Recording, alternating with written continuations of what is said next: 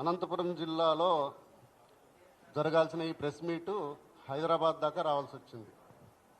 కారణం ఏమంటే, ఫస్ట్ అనంతపురంలో ప్రెస్ మీట్ పెడదాం అనుకున్నాము. పోలీసులు విపరీతమైన ఒత్తిడి వల్ల మీకు ప్రెస్ పర్మిషన్ కూడా లేదు, ఇవ్వం మేము, మీరు ఇక్కడ పెట్టడానికి వీలు లేదు అని చెప్పడం వల్ల ఆ అనంతపురంలో పెట్టాల్సిన ప్రెస్ మీట్ని కాస్త విజయవాడలో పెట్టుకుందామని చెప్పేసి అనుకున్నాం.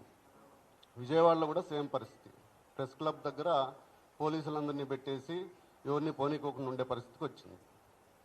సరే, దాని తర్వాత మిత్రులం అందరం కలిసి ఏం చేద్దాం, ఎట్లా చేద్దాం అనుకుంటే, ఇంకా ఏపీలో మిగతా డిస్టిక్లో ఎక్కడ ట్రై చేసినా కూడా దాదాపు ఇదే పరిస్థితి.